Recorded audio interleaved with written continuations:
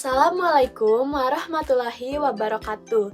Izin memperkenalkan diri, nama saya Sabrina Hayrahisan, kelas Sosiologi 2D, semester 2. Tugas ini adalah tugas akhir semester Sejarah Peradaban Islam. Baik, di sini saya akan memberikan tanggapan atau analisa saya terhadap perkembangan peradaban Islam di Indonesia dari materi kelompok 8. Berikut tanggapannya. Jadi, masuknya Islam ke Indonesia terjadi secara damai dan bertahap. Islam tidak datang lewat penjajahan atau peperangan, tapi lewat jalur yang sangat dekat dengan kehidupan masyarakat, seperti perdagangan, perkawinan, dan dakwah budaya.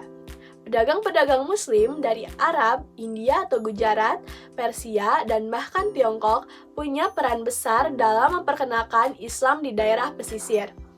Menariknya, para ahli mengemukakan beberapa teori tentang asal mula Islam masuk ke Indonesia yang saling melengkapi dan menunjukkan bahwa proses Islamisasi sangat beragam. Ada 4 teori utama tentang masuknya Islam ke Indonesia. Yang pertama, ada teori Gujarat yang menyebutkan Islam datang dari India didukung oleh temuan batu nisan bergaya Gujarat di Aceh.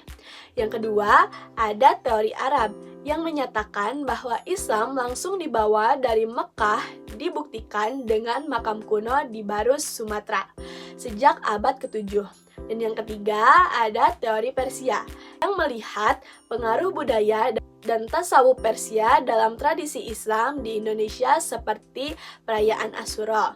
Dan yang terakhir, teori Cina yang menunjukkan bahwa Muslim Tionghoa juga ikut menyebarkan Islam lewat jalur seni budaya dan perdagangan.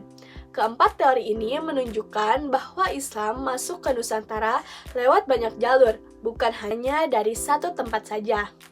Proses penyebaran Islam di Indonesia juga berlangsung lewat banyak cara yang menyentuh kehidupan masyarakat saat itu.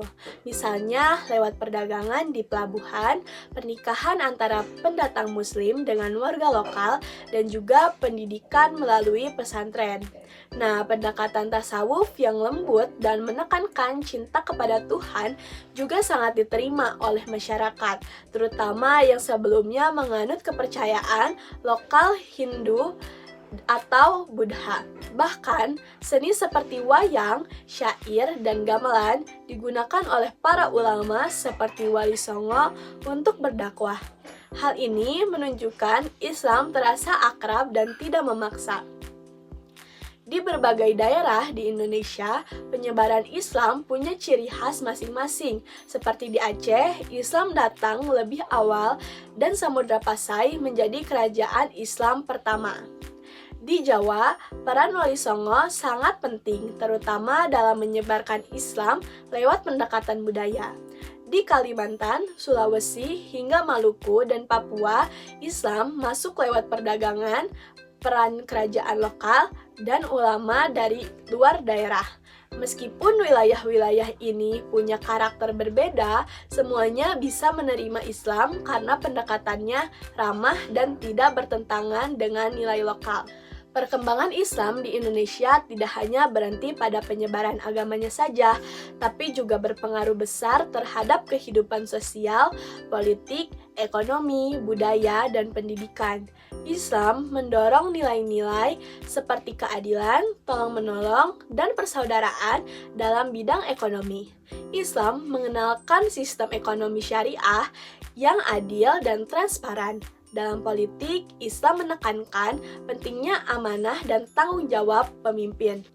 Sementara dalam pendidikan, Islam mendorong semangat menuntut ilmu yang terlihat dari berdirinya banyak pesantren dan madrasah di berbagai daerah. Secara keseluruhan, keunikan Islam di Indonesia terletak pada kemampuannya untuk berbaur dengan budaya lokal tanpa kehilangan nilai-nilai ajarannya. Islam di Indonesia berkembang bukan karena paksaan, tapi karena bisa menjadi bagian dari kehidupan masyarakat. Inilah yang membuat wajah Islam di Indonesia lebih damai, toleran, dan moderat. Islam hadir sebagai kekuatan yang menyatu dengan masyarakat, membentuk tatanan sosial yang harmonis, dan menjadikan Indonesia sebagai negara dengan jumlah penduduk Muslim terbesar di dunia hingga saat ini. Sekian yang bisa saya sampaikan. Mohon maaf bila ada kesalahan kata atau ucapan yang saya lontarkan. Wassalamualaikum warahmatullahi wabarakatuh.